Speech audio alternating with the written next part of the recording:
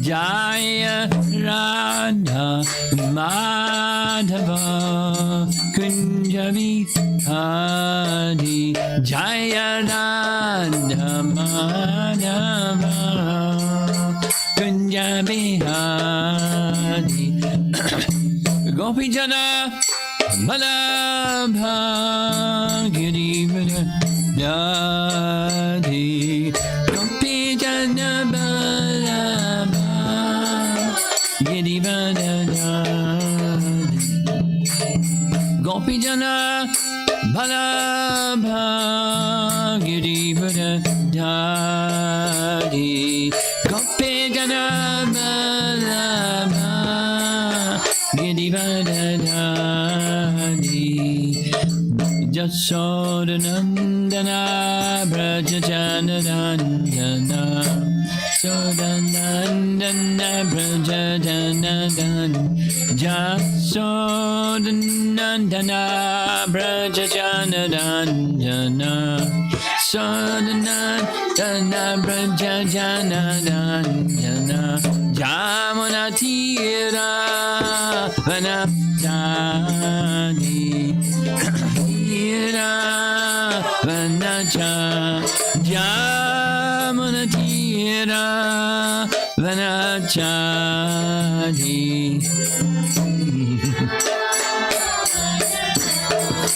Jaya Radha Madhava Kunjabihari Jaya Radha Madhava Kunjabihari Jaya Radha Madhava Kunjabihari Jaya Radha Madhava Kunjabihari Gopitana Balabha Girivardhani Gopitana Balabha Girivardhani Gopi Jana Balabha Girivardhani Gopi Jana Balabha Girivardhani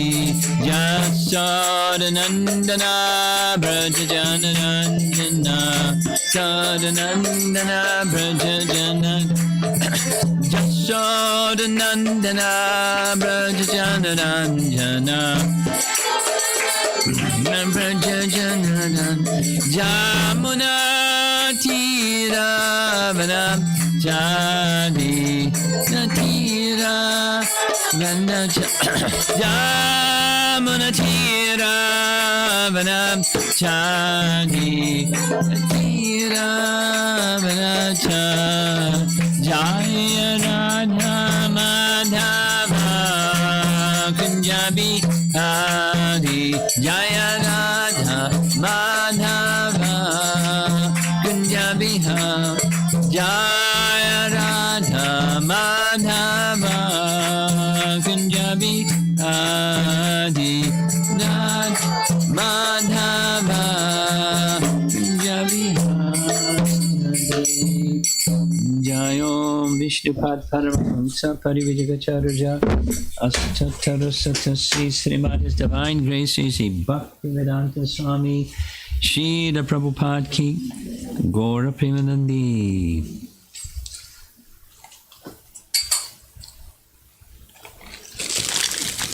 Om Namo Bhagavate Vasudevaya.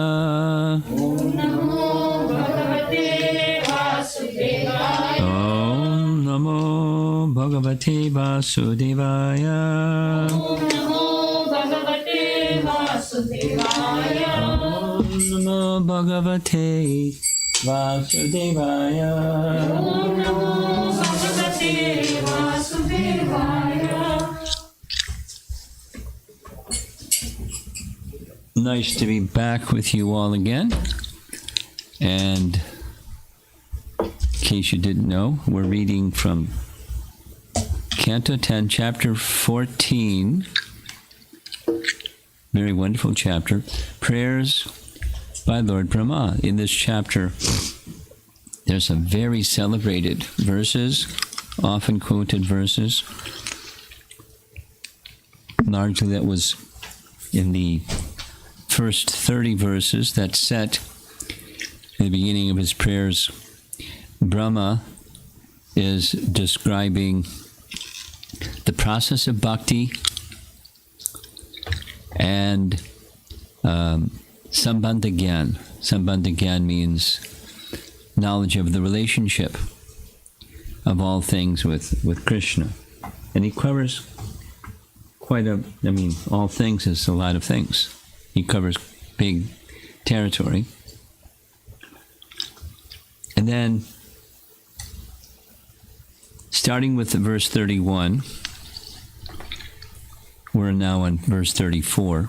But starting with verse 31, Vishwanath says he takes a plunge in the ocean of Madhurya, the sweetness of Krishna's pastimes, because the fullness of Krishna includes everything, and everything includes not only opulences, but sweetness.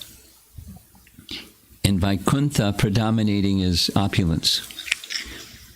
And in Vrindavan, there's all the opulence plus sweetness.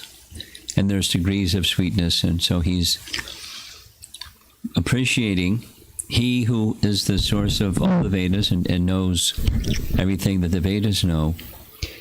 He's expressing what his experience has been like, being in Vrindavan and seeing what he's seen and experiencing what he's experienced. The first two verses, 31, 32, they're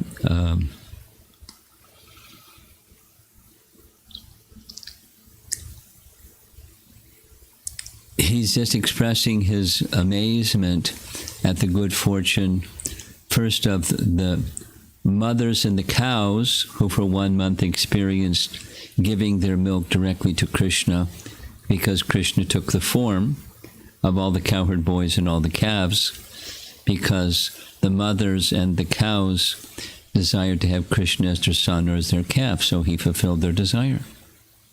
Voila. He became their son, and he was taking their milk directly to his full satisfaction and to theirs. How fortunate.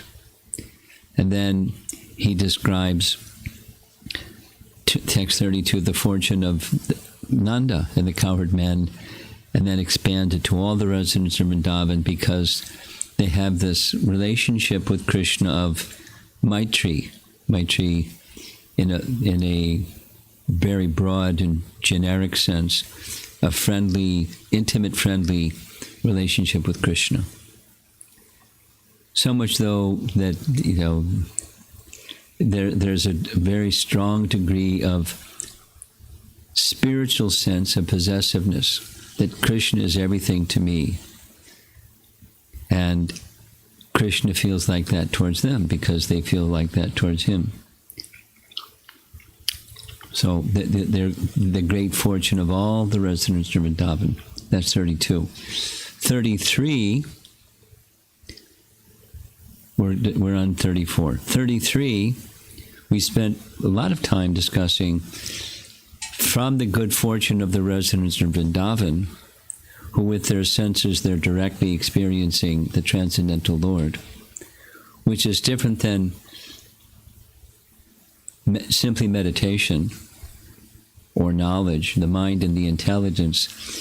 They have spiritual bodies, and with their spiritual bodies, they're experiencing through their spiritual senses the spiritual form of Krishna, and they're being very merciful to us, the controlling deities of the senses, so that we can also, at least to a smaller degree, but to some degree, experience the sweetness, this Madhurya, the honey-like nature of Krishna and Krishna's form, etc. We'll get to 34 in a minute, but I wanted to spend a little bit of time from another perspective, repeating something that we heard with verse 33. With verse 33, we heard, it's kind of a new topic. If you listen carefully, you'll catch it. Along with the senses and the objects of the senses, there's controlling deities of the senses. Without the controlling deities of the senses can't function. In the creation of the universe, even the demigods are there with the senses and the sense objects, and nothing happens, because they are dependent upon Vasudeva. When Vasudeva enters, then the universal form arises as if it was asleep and now becomes awake and starts to do its thing. And then we also heard those controlling deities, listen carefully, they're deriving their power to control the senses in this creation from their counterparts in the spiritual realm. I'll say it again. There's a spiritual aspect of each of these forms of the controlling deities in the spiritual world. And the controlling deities of each universe, and there's so many universes, they're deriving their power from the controlling deities in the spiritual realm. For those who have spiritual senses, like the Brajbasis, their senses are not dependent upon the material demigods. But there's spiritual forms of these personalities, the controlling deities of the material senses.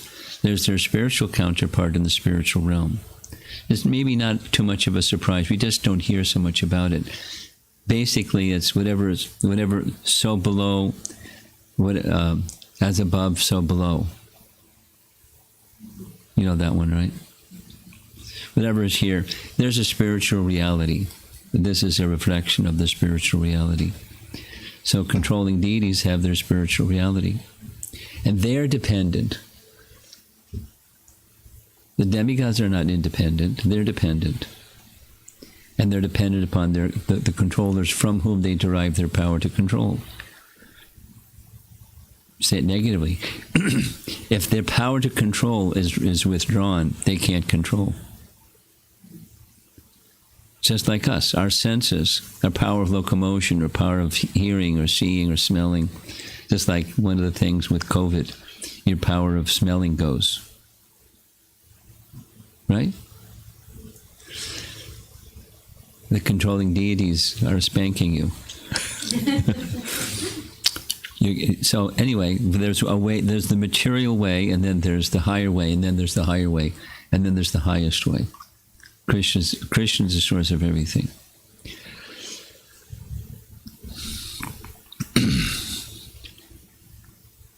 Similarly, listen carefully. The purpose. What's the purpose of the Vedas from Bhagavad Gita 15:15? What's the purpose of the Vedas? To know Krishna. So, what's the purpose? Karmakanda section of the Vedas.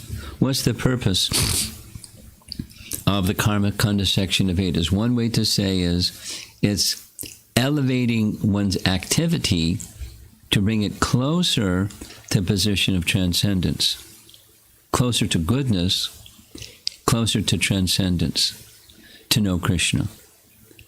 But you can only know Krishna through bhakti. So listen to this. This is Bharat Maharaj, Canto 5, Chapter 7, Text 6, 5.7.6. Bharat Maharaj, like many personalities, was performing Vedic yajnas. But when he was performing Vedic yajnas and invoking names of the devatas to whom the yajnas were being propitiated or offered, he was understanding it's not the devatas, it's the personalities in the spiritual world that are being worshipped. You follow? Here's the text. After performing the preliminaries of various sacrifices, Maharaj Bharat offered the results in the name of religion to the Supreme Personality Godhead Vasudeva. In other words, he performed all the yajnas for the satisfaction of Lord Vasudeva Krishna. Bhoktaram Yagatapasam Sarvaloka Maheshwaram Suradam Sarvabhutanam. Last verse of chapter 5 Bhagavad Gita, where Krishna said, Prabhupada calls it the peace formula. Krishna is the bhokta of all yajnas. But not only you invoke his name at the beginning and then you invoke everybody else's name so they can take part and get some benefit too. In the beginning, in the middle, and the end. According to Bharat Maharaj, Lord Vasudeva, the personality of Godhead, is being invoked and satisfied. Maharaj Bharat thought that since the demigods were different parts of Vasudeva's body, he controls those who are explained in the Vedic mantras. By thinking in this way, Maharaj Bharat was freed from all material contamination, such as attachment, lust, and greed. When the priests were about to offer the sacrificial ingredients into the fire, Maharaj Bharat expertly understood how the offerings made to different demigods was simply an offering to the different limbs of the Lord. For instance, Indra is the arm of the Supreme Personality Godhead, and Surya, the sun, is his eye. These are controlling deities of limbs, of senses. The sense of sight, controlling deity is the sun. And so forth. This is back to text 33. There's controlling deities of our senses with physical bodies, and they're deriving their strength from those who are in the spiritual realm, controlling them. Thus, Maharaj Bharat considered that the oblations offered to different demigods were actually offered unto different limbs of Lord Vasudeva. And some of you may be a little familiar with Vishnu Sahasranam. Vishnu Sahasranam is a set of prayers where 1,000 names of Vishnu. There are Vaishnavas that recite them daily or regularly. Vishnu Sahasranam. And if you look at some of those names, there's names of demigods. But the names of the demigods are derived from where? They're derived from Krishna or Vishnu, because their ability to do this or that or the other thing comes from Vishnu, because he's the source of everything.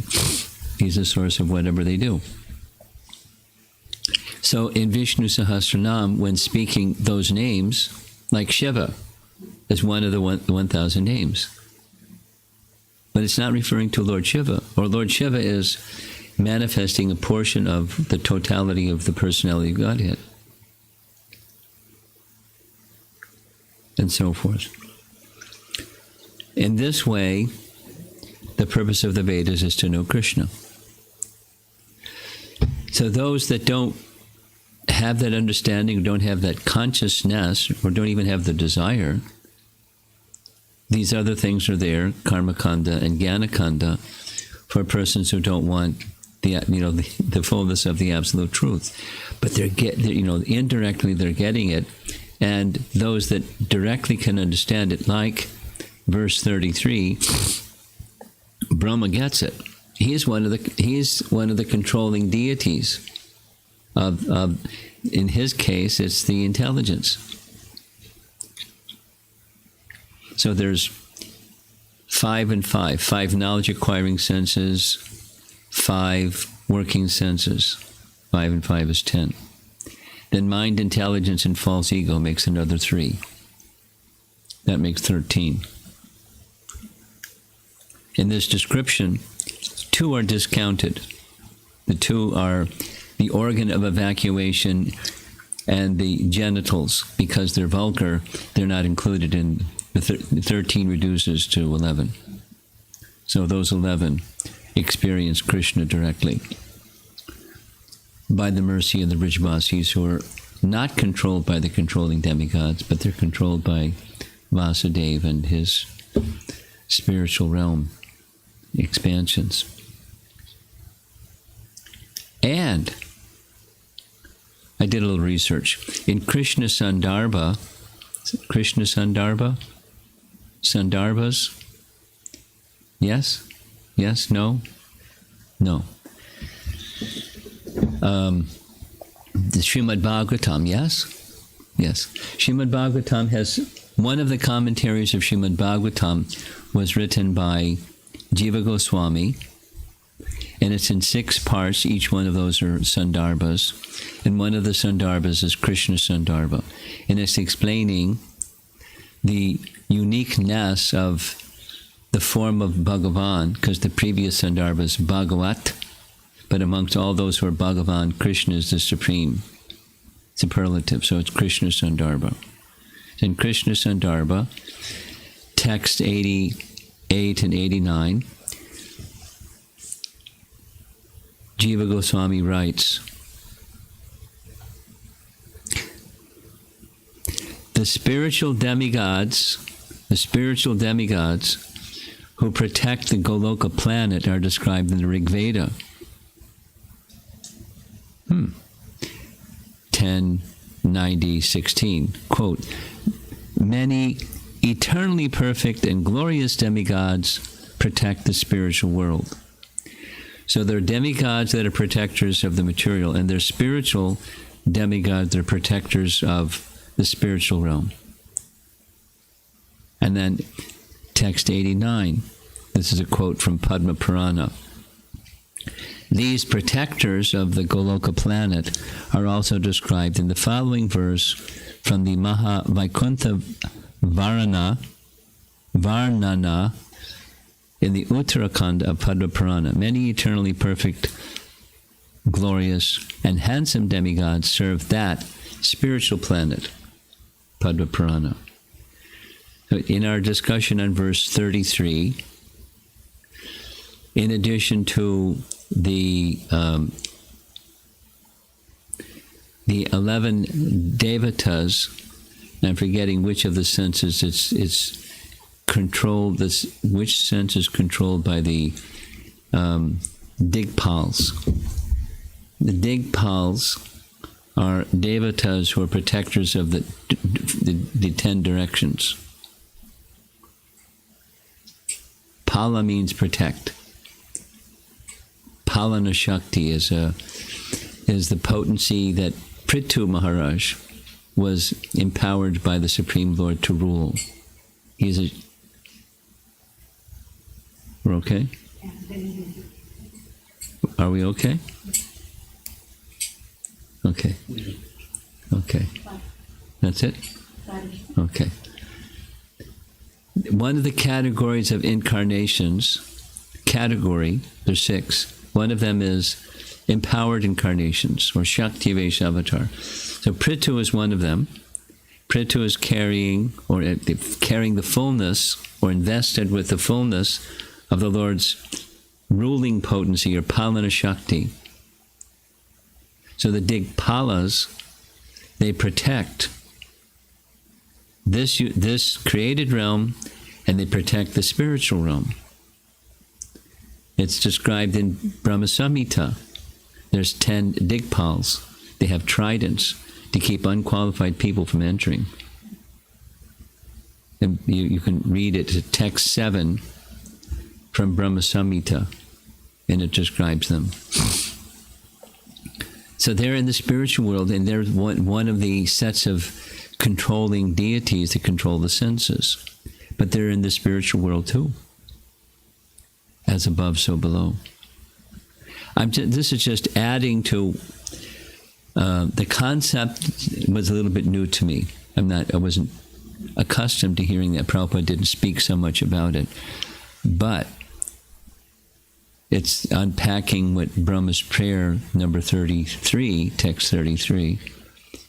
There's other scriptural references that support the idea that in the spiritual realm, there's these controlling personalities along with the material realm.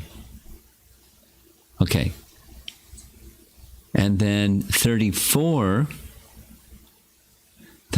was Brahma praying. I can read the verse, but he is praying to Krishna.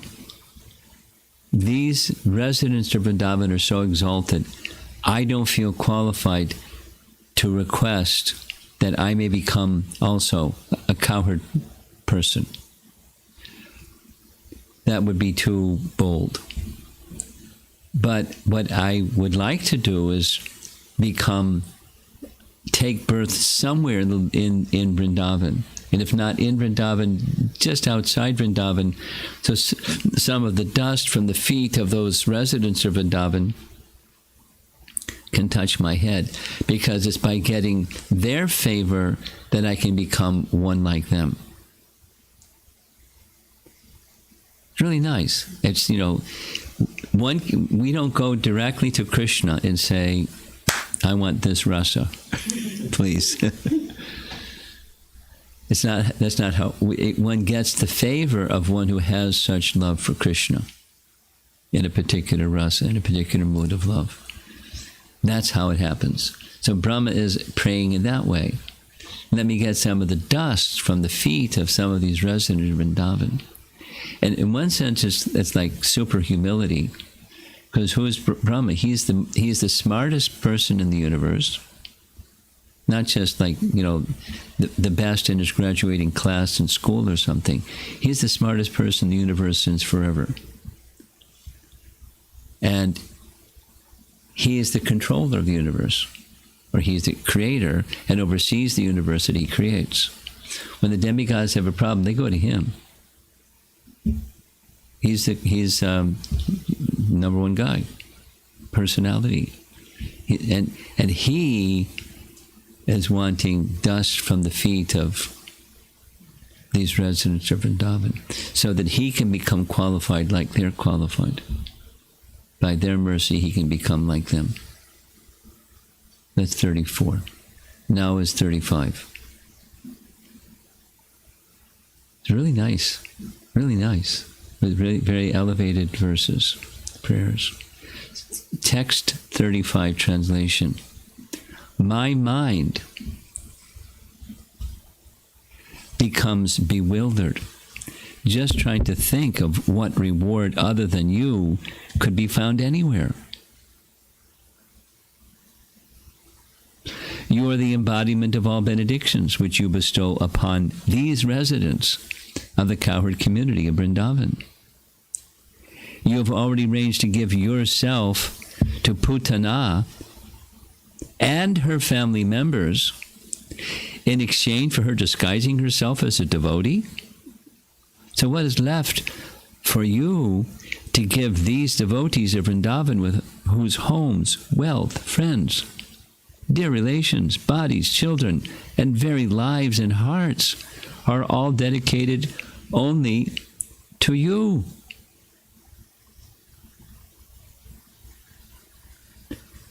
Now, this is plunging in the ocean of sweetness, Madhurya. This Vrindavan place and the residents of Vrindavan are most amazing. So it's beyond the opulence, it's into the sweetness of Krishna. And my mind becomes bewildered just trying to think of what reward other than you could be found anywhere. I came across something today that it relates, and I think I'll share it with you. It's again Jiva Goswami. Jiva Goswami wrote in addition to writing the Sandarbhas, he wrote commentaries on Brahma Samhita and Rupa Goswami's Bhaktarasamrita Sindhu. Now, what's Brahma Samhita? Brahma Samhita is a Sanskrit text that's Brahma's, it's one of 100 chapters that is describing the totality of knowledge of everything from Brahma's perspective. And we have one of those 100. That's our Brahma Samhita. Brahma Samhita. And it was in Sanskrit. Chaitanya Mahaprabhu found it, and he had a copy made. There were no printing presses. He had a copy made. And then he began distributing copies amongst his followers. The very first one to receive a copy was Ramananda Roy, and then when he got back to Jagannath Puri, because he found it all the way in South India.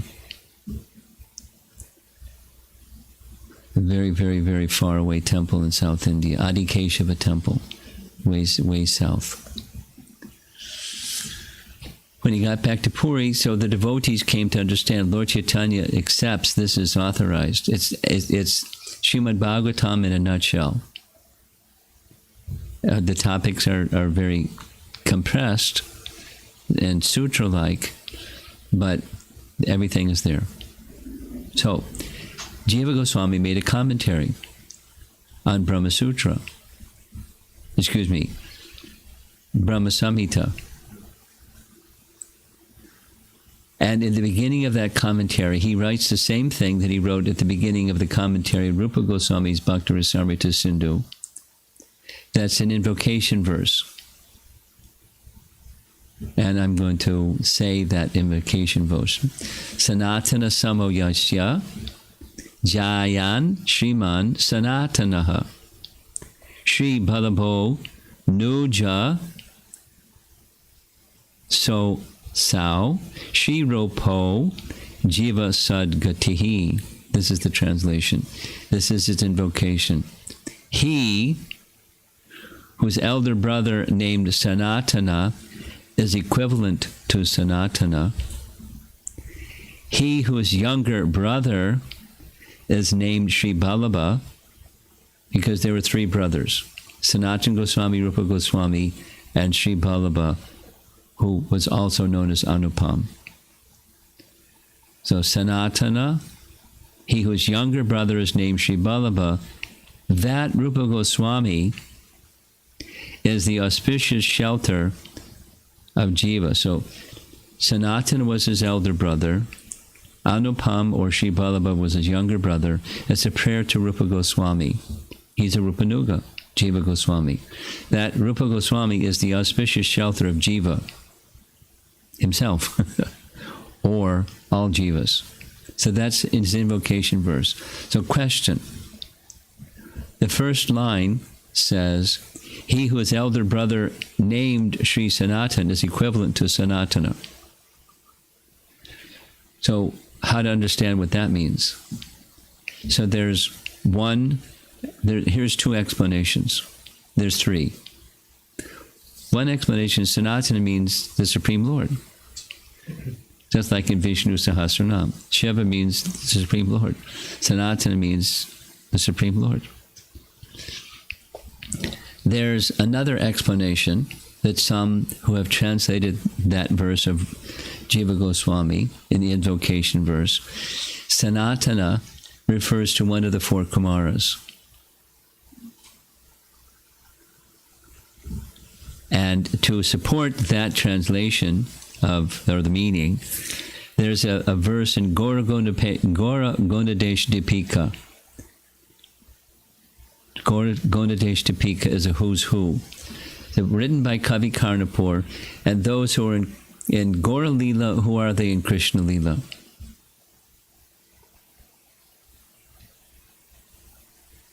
Lord Chaitanya is Radha Krishna, and Nityananda is Balaram. But it's not just those two, it's everybody. Everybody in Gora Lila have their spiritual counterpart in Krishna Lila. So in Gora Lila, Sanatana is one. So in Gora Gonadesh Dipika, it says, Sanatana Goswami in Gora Lila is one of the four Kumaras named Sanandana amongst the four Kumaras. He uses the phrase Sanatana Muni.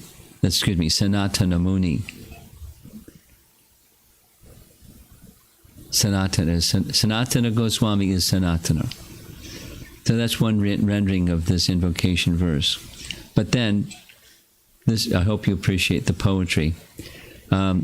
There's another verse that comes from Valmiki Ramayana. in Valmiki Ramayana, one of the things that's beautiful about Valmiki Ramayana is it's very poetic. There are literary ornaments called alankar. They're just like figures of speech that make it really nice. And one of those alankaras in Valmiki Ramayana, and other places too, it's called Anandvaya, which means an ornament of self-comparison. An example of that in Valmiki Ramayana that's used by our acharyas when explaining things. Gaganam, Gaganakaram. The sky is as vast as the sky. Sagara, Sagaro Pamaha. The ocean is as deep as the ocean. Ravanayor Yudham, the war of Rama and Ravana. Ravanayor Iva is as fierce as the war of Rama and Ravana. There's nothing, you can't compare it to anything. So you say the sky is as vast as the sky, the ocean is as deep as the ocean. The war of Ram and Ravana was as fierce as the war of Ram and Ravana. You can't compare it to anything else. It's a literary device or literary ornament, an alankara. It's got a name. The name is Anandvaya. You compare the thing to itself because you can't compare it to anything else. So Jiva Goswami is saying Sanatana, you can't compare him to anybody else. Sanatana is Sanatana.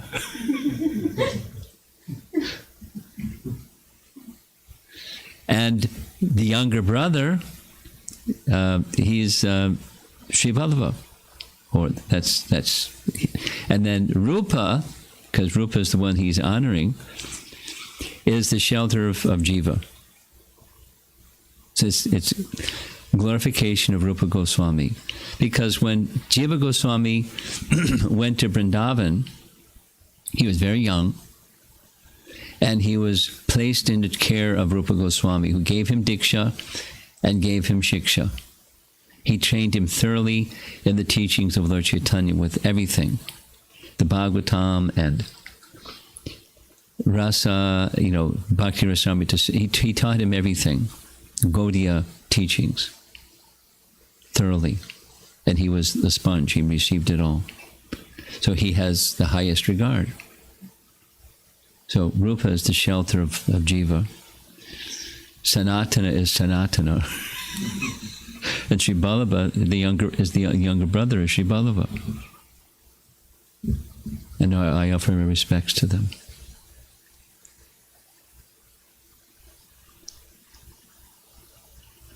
So similarly, that's like what's being said here by Brahma. What can you... My mind becomes bewildered just trying to think of what reward other than you could be found anywhere. Krishna says something similar to the gopis, isn't it? How can he repay you? You just have to be satisfied with the love that you have. Because he gave himself, they gave themselves fully to him, he gave himself fully to... I can't give you anything more than give myself. Or Ram says something similar to Hanuman. I can't repay you, so all I can do is embrace you. What does Hanuman want more than that? There isn't something more than that. Oh.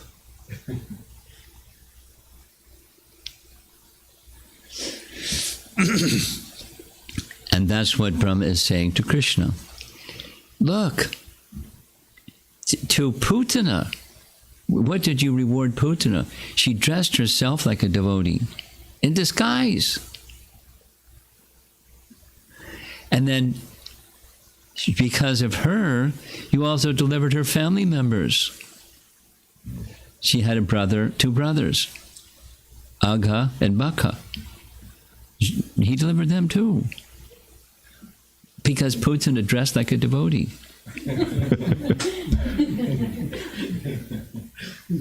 So what are you going to do for these residents of Vrindavan? They've given themselves to you completely, and you've given yourself to them completely. What more can you do? Vishwanath says he can't. Okay, so now we're just going to read one commentary and we'll close for this evening. Vishwanath Chakravarti Thakur writes, quote, "Perhaps you do not want to say, if I can attain the dust of the feet of the inhabitants of Braja." That was the previous prayer. "But please answer one other thing that I'm now asking. What reward can you give to the inhabitants of Braja?" This is the question I ask you. Krishna's reply, "Brahma, though you are knowledgeable of the meaning of the Vedas, you cannot understand the answer?" Brahma, "Our minds, not only mine, but those of Shiva, the Kumaras, and others, are bewildered about this. What is the state of our minds? Our minds have become bewildered just trying to think of what type of reward you would give them from anywhere or any time, as you are the final reward of all, Vishvapala. And you have already given yourself the final reward as their son since eternity.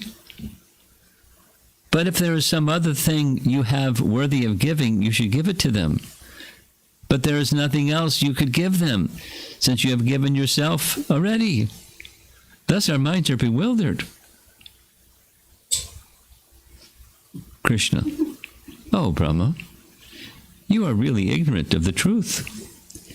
Knowing they would manifest such astonishing, spontaneous devotion, I have in advance given myself to them as their son. They are satisfied with this. I am knowledgeable about what to do in the future. In this way, I have defeated you."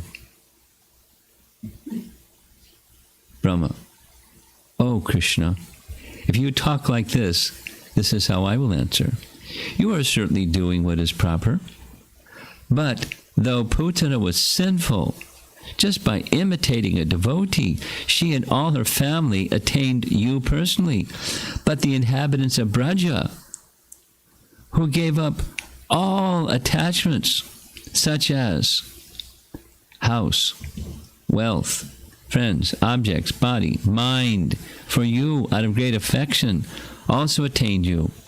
The same body that you have given to the low, sinful Putana, you also gave to the most exalted, jewel-like inhabitants of Braja. This is, in essence, highly improper. Acceptance of your indebtedness to them is your atonement." Now, Brahma's not speaking like that, but that's our acharyas. That's their Vishwanath in particular, we mentioned in the morning class. He's a Rasika Bhakta. See, he doesn't mind saying things that are a little sassy or spontaneous loving expression. That when there's intimacy of love, one can express oneself in ways that person that isn't part of that intimate relation, they don't understand what's going on. And it's not insulting. It's just, it's intimacy. It's something like the intimacy of Radha and her gopi friends in their dealings with Krishna when they're called the left-wing gopis. And they say, startling things to Krishna. And Krishna says startling things to them. And then they quarrel, and it's like, whoa, wait a minute. That's not nice. We just recently conducted Govardhan Prikrama, and it's now a rerun is being requested by devotees in Singapore. So we're going to do it during the Chinese New Year coming up, February 12th, in that weekend. But with the tax pastime, it's reading the detail is really funny. because they say really insulting things to each other. But when Krishna stops the gopis, first what happens? Who is this? And the verses written by Raghunath Das Goswami where he says, "Is this lightning? No, this person is standing still, and lightning is always moving. It's totally luminous, but then after lightning flashes, it subsides. But this creature, this entity, is fully effulgent all the time. Is it this? Is it that?" So it's then then she says like that about Krishna, some glorifications. But then challenging, you're coming by here all the time with all your milk products. You don't pay any taxes. You got to pay taxes. I won't let you pass. Anyway, who are you? This is Radha. She's the queen of Braja. Take a hike, Buster. You don't use that kind of language, but so there's back and forth where it's really sassy. He says something insulting. They say something insulting, but it's not material kind of argumentation. It's loving exchange, and Krishna loves it, and they love it. And then it turns funny, and then it turns this, and then it turns that. It's just an ocean of rasa that is like waves that rise and then subside, and then other waves rise, and then some of those smaller waves, and it's an ocean of rasa. And then there's Chandravali that,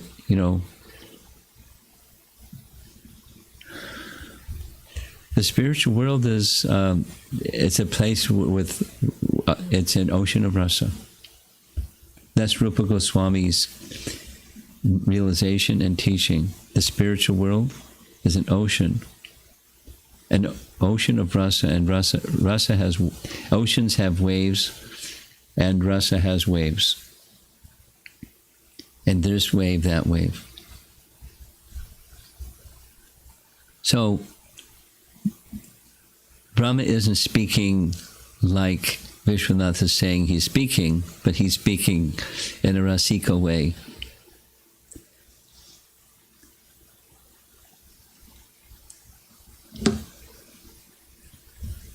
The same body that you have given to the low, sinful Putana, you also gave to the most exalted, jewel-like inhabitants of Braja. This is, in essence, improper acceptance of your indebtedness to them as your atonement.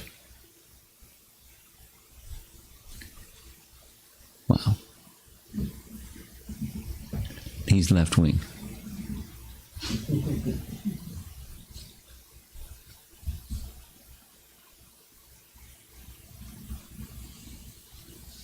So let's see if there's some discussion. Tomorrow morning we'll continue with verse 35.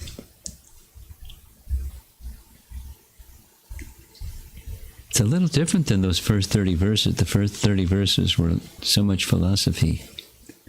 It was tough going. So let's see. We have the microphone ready for whoever wants to use it.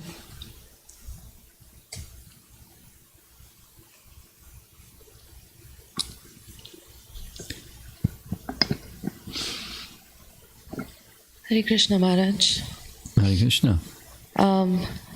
I have two questions. Okay.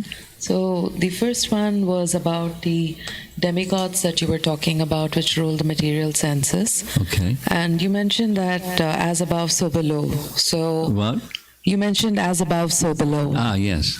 So I didn't quite follow that. That's because when we think of ourselves, we are also essentially supposed to be spiritual beings, but we have come down to this material plane because of a lot of karma and everything. We are still stuck here, right? Yeah. So if these demigods are supposed to be purer than us, how are they in the material plane, and How are they what?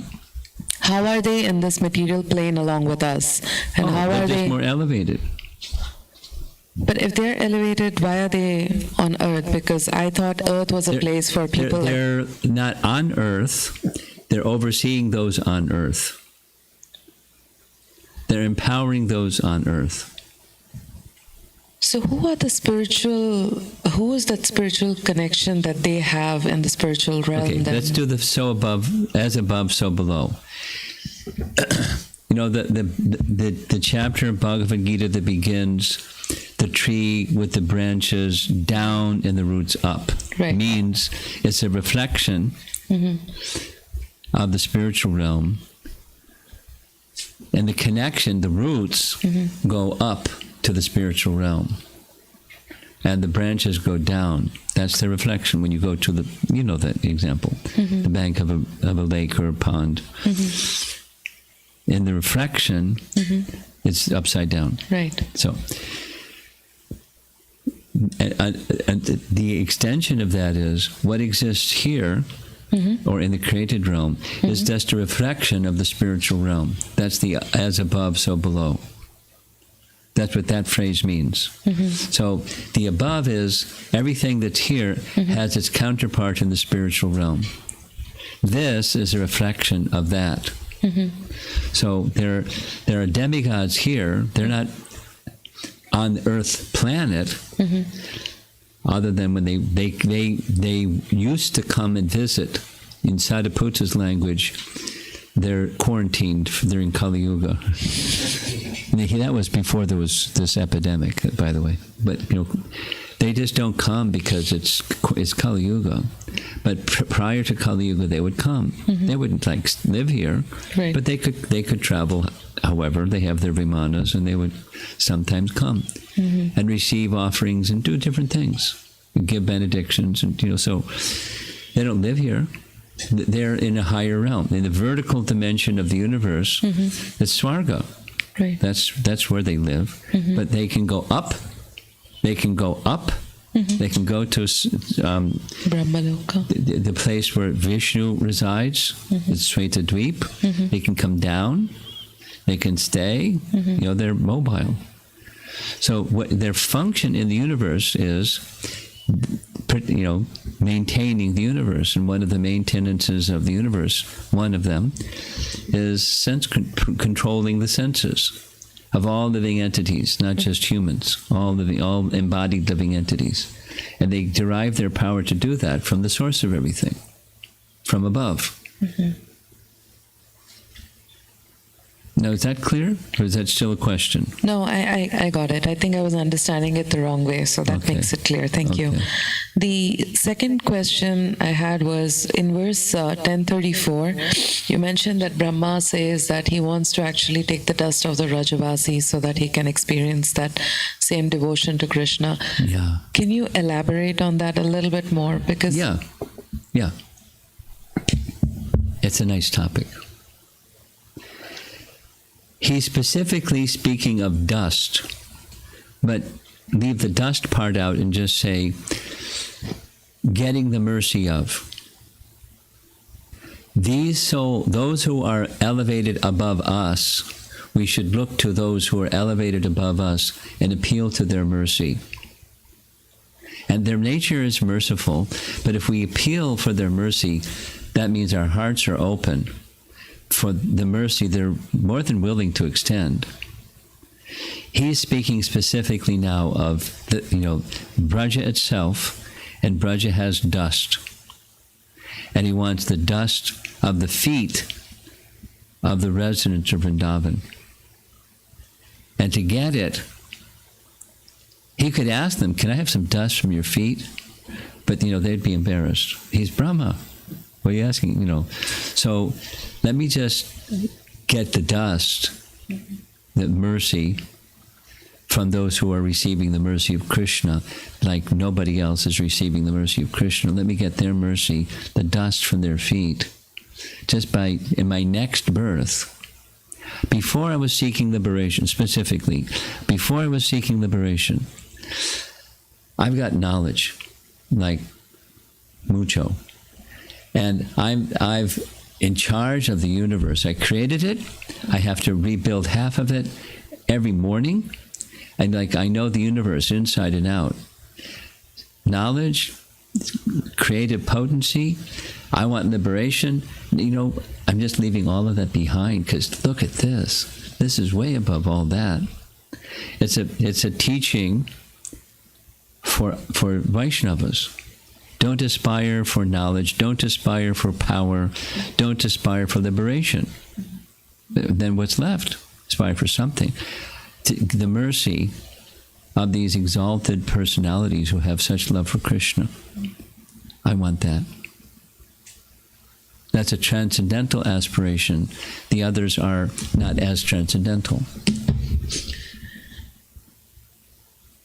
So the transcendental aspiration is to appeal for the mercy of a devotee of Krishna rather than appeal to Krishna himself. Yes. There is a difference between the two. Yes, exactly. That's a very important part of it.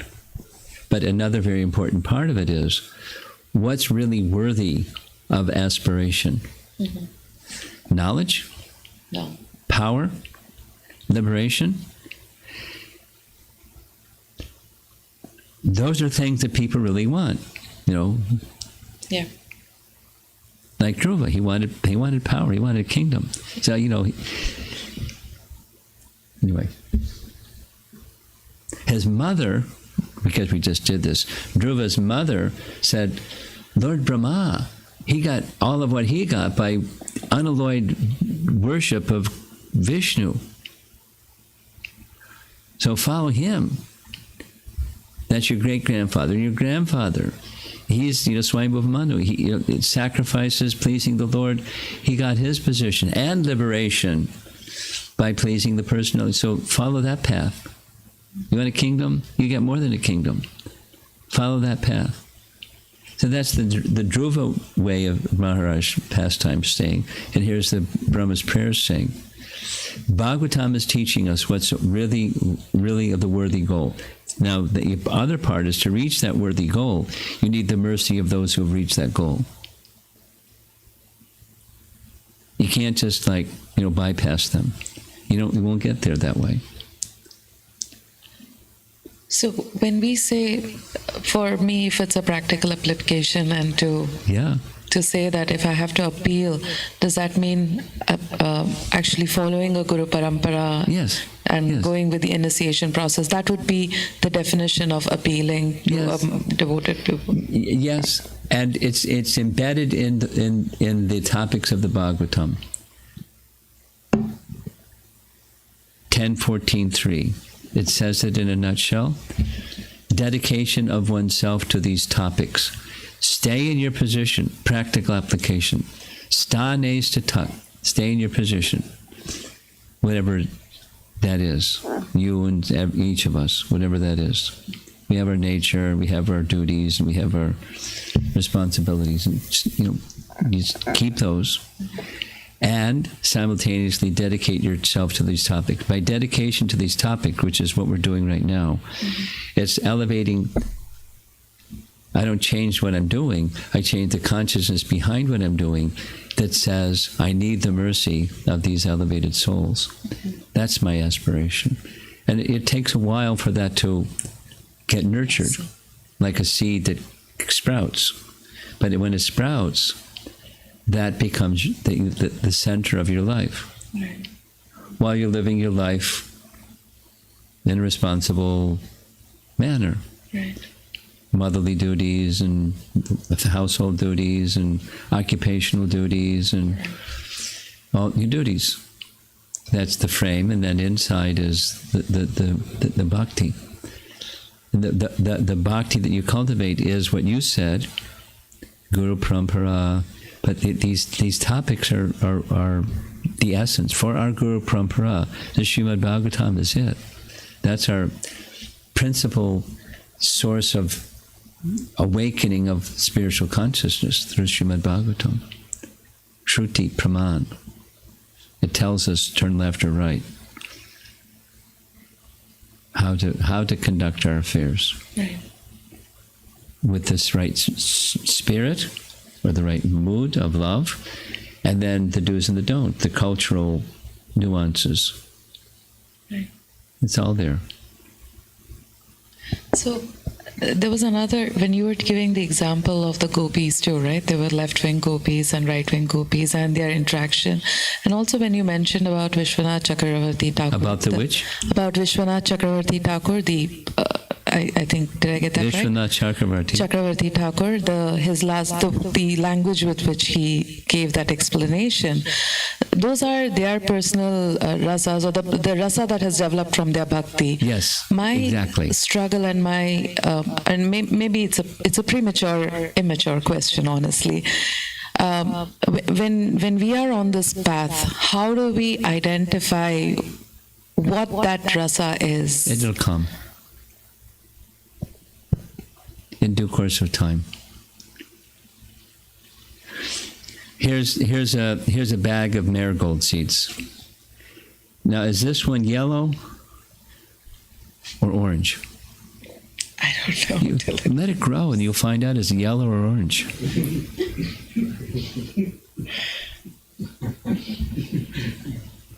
Is it going to be one of those small blossoms or medium blossoms or the big ones? Mm-hmm. Let it grow, and you'll find out. It is what it is. That's what it is. Our rasa is what it is. We'll find out as it matures.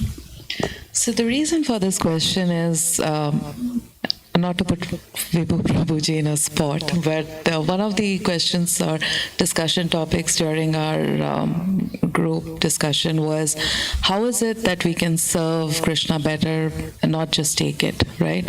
And that got me thinking on, doesn't it also have to be based on how your rasa develops? Or that's in the more mature stage, yes. But for now, you and me and the rest of us, service. Without a mix of motivation. Stay there. Develop that. Because you're not going to get to the higher without that. And we're not there yet, so you do that. Service without motivation. Or go down a little bit. Become a human being. That's probably a little bit difficult sometimes. Here's a really nice, at the end, let's see, the end of the Prahlad Maharaj, if you read Bhagavatam, it's all there. At the end of the whole Prahlad Maharaj story, that's Canto 7, Chapter 10, it ends his prayers. And Chapter 11, it begins. Maharaj Yudhishthira, the whole Chapter 7 is Narada speaking to Yudhishthira at the Rajasuya Yagya, and Krishna seated there, listening to the whole thing. Narada speaking. Yudhishthira goes, wow, Prahlad was pure devotee. I'm supposed to become the king, Rajasuya Yagya. Can you tell me how I can help the citizens get there to where Prahlad was? Because that's my duty, right? Right. And I'm paraphrasing, of course. Narada goes, very good question, very good question. You have to follow Varnashram to get to the stage of pure bhakti. But to follow Varnashram, you have to be a human being. Correct. And here's the characteristics of a human being. Now, which comes first, being a human being or following, and then following Varnashram, or following Varnashram, you become a human being? You can go either way. I was just this morning listening to Prabhupada speaking about Daivi Sampat, Chapter 16, Bhagavad Gita, the divine and dvaniyak qualities, Daivi Sampat. So he was saying either way, you develop Daivi Sampat, the characteristics of a godly person, and you can have access to Krishna. You get access to Krishna, you automatically develop the godly qualities. Good qualities.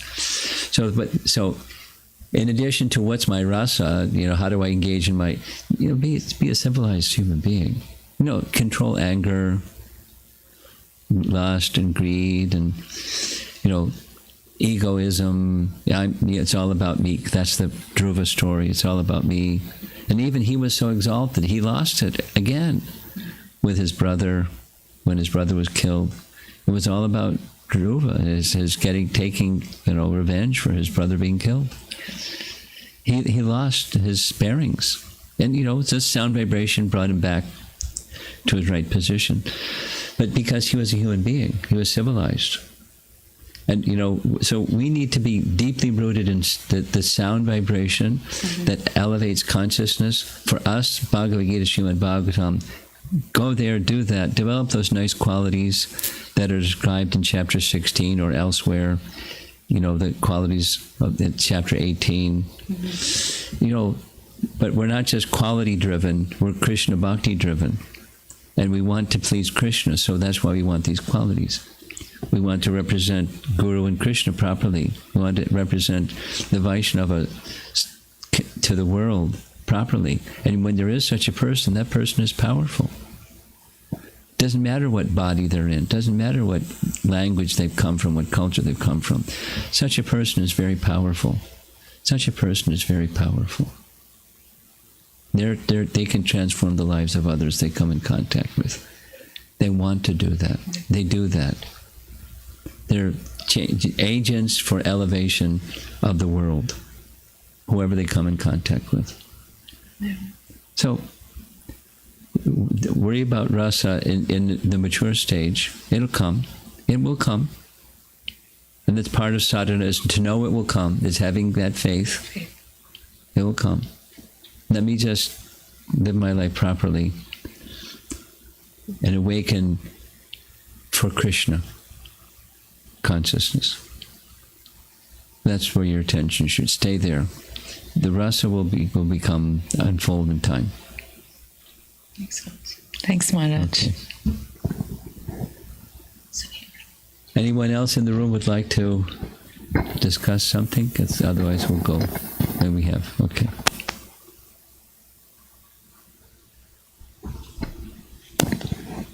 Hare Krishna, Guru Maharaj. So, thank you for coming here.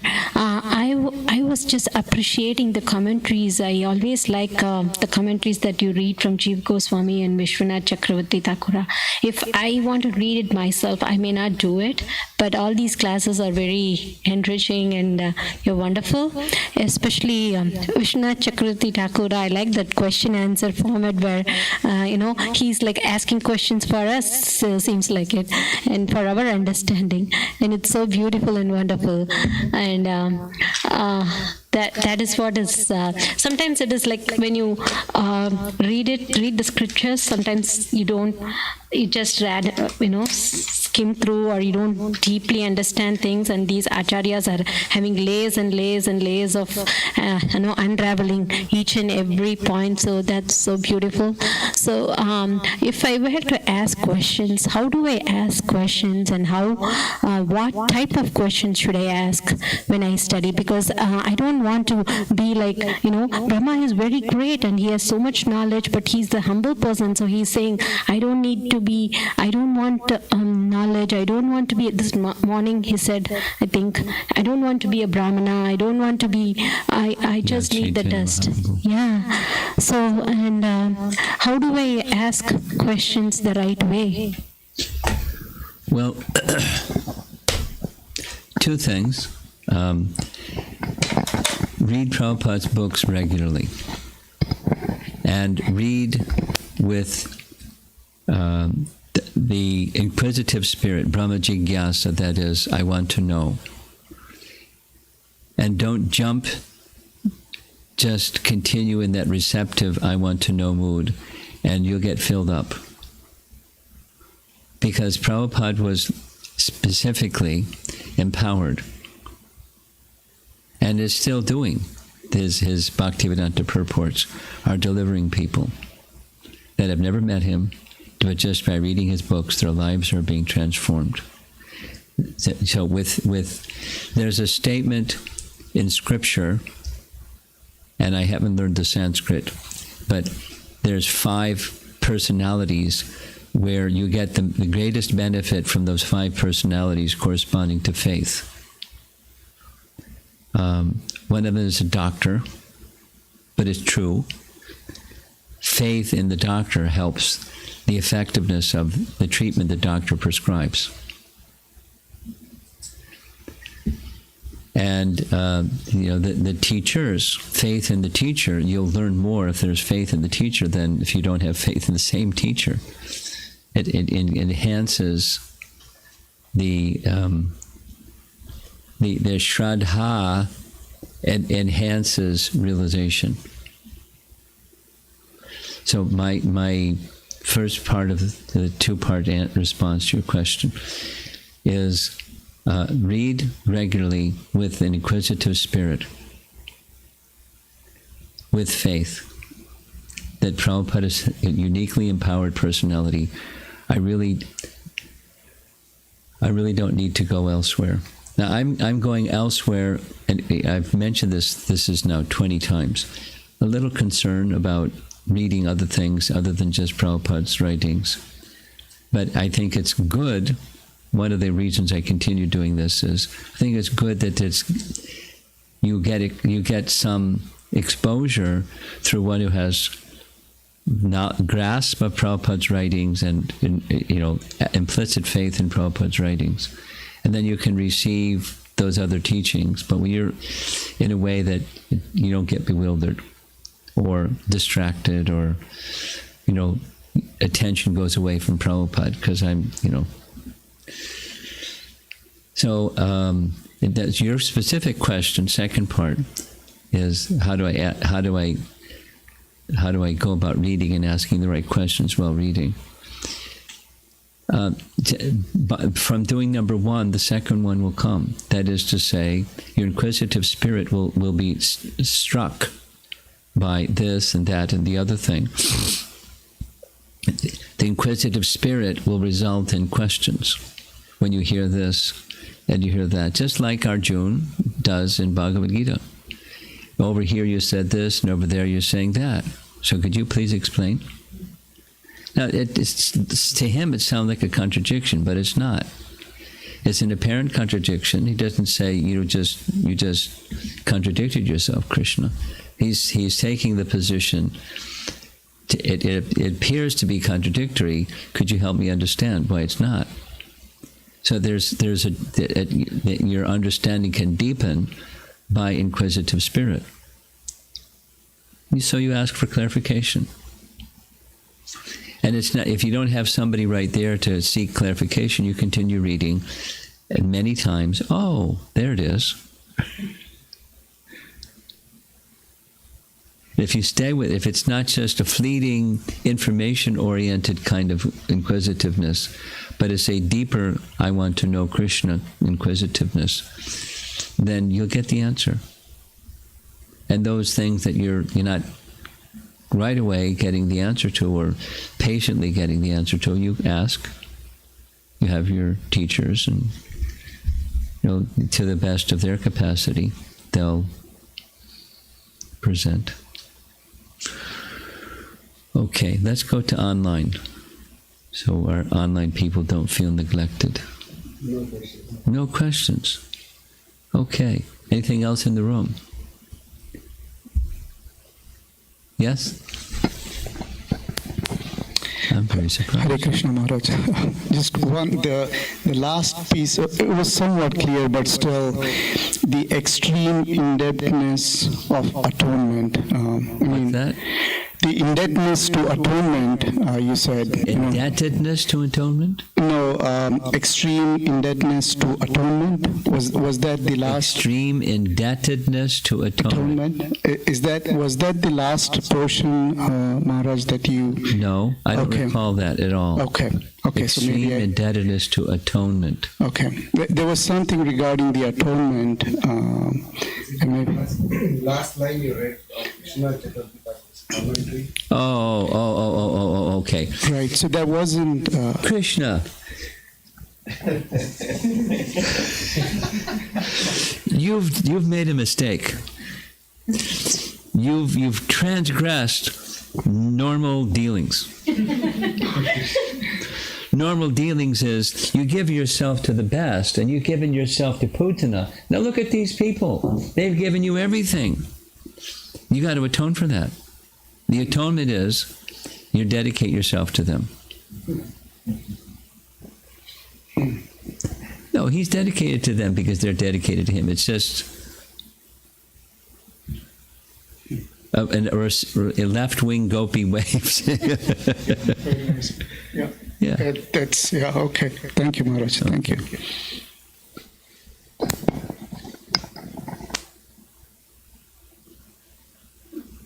Anything else? Vibhu Chaitanya, anything? Okay. Srila Prabhupada ki jai. God bless you, Prabhupada.